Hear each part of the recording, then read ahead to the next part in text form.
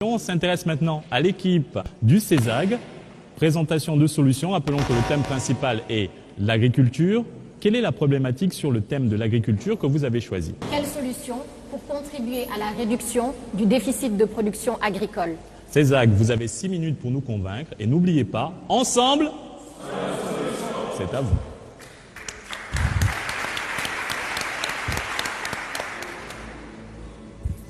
La terre, elle ne ment jamais. Nous venons de la terre et nous retournons à la terre. Tout porte à croire que la terre est cet élément dont l'homme ne pourra jamais se défaire. Nous marchons sur la terre, nous bâtissons nos maisons avec la terre et mieux encore, nous tirons de la terre les éléments nécessaires à notre subsistance. L'agriculteur est par définition cet artiste qui façonne la terre afin d'en tirer le rendement le plus élevé tout en maintenant sa fertilité. Un disciple de Socrate disait ceci: l'agriculture est la mère de tous les arts. Lorsqu'elle est bien menée, tous les autres arts prospèrent. Lorsqu'elle est négligée, tous les autres arts déclinent, sous terre et sous mer. Partant de là, permettez-moi de renommer l'agriculture comme étant le 8e art. Ce chiffre 8, lorsque vous le couchez, donne le signe mathématique infini, comme pour dire que l'agriculture est vouée à un bel avenir. Mesdames et messieurs, chers membres du jury, bonjour.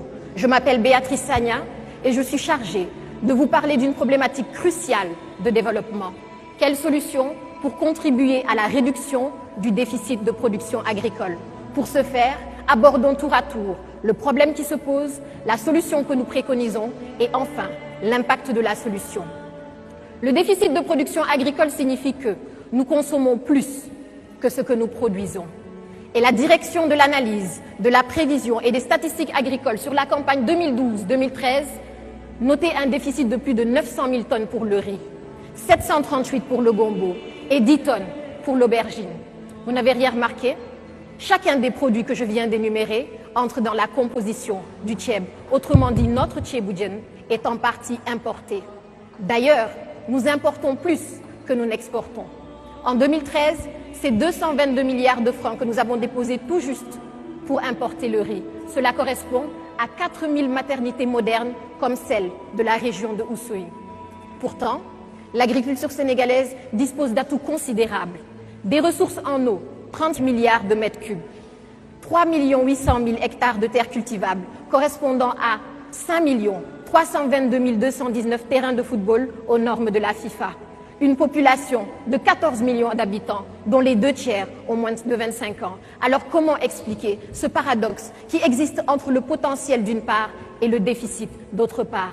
Raison pour laquelle, pour mettre en lumière cette mine d'or qui se trouve sous nos pieds, il convient de s'interroger sur une question. Quelle solution pour contribuer à la réduction du déficit de production agricole? De l'indépendance à nos jours, l'agriculture a connu la création de sociétés comme la SAED, la Sonacos devenue Suneor avec les socialistes, de plans et programmes comme le REVA, la Goana avec le président Wade, PRACAS avec le président Macky Sall. Et si chacune des actions entreprises a permis de réduire ce déficit, il convient d'être encore plus percutant. Mais comment? Les experts de l'agrobusiness et de l'agronomie s'accordent à dire qu'il y a 5 facteurs clés de succès pour une agriculture productive. L'eau, la terre, une main-d'œuvre qualifiée, la mécanisation et le financement. Notre solution englobe ces 5 axes et se veut inclusive. C'est pourquoi nous avons opté pour les domaines agricoles communautaires comme solution pour réduire le déficit. Mais les DAC, c'est quoi? Ce sont 10 sites agricoles installés à travers le pays de 1000 à 5000 hectares sur initiative de l'État et sur un horizon de 5 ans. Ils comprennent de vastes étendues de terres dotées d'infrastructures pour résoudre le problème de l'accès aux terres et de la mécanisation, un incubateur d'entrepreneurs agricoles pour booster les qualifications et un pôle de compétitivité économique pour créer de la valeur. Jean-Pierre Senghor, coordinateur du PRODAC, annonçait un financement de 100 milliards pour financer ce programme parce que l'agriculture aussi est une question d'investissement.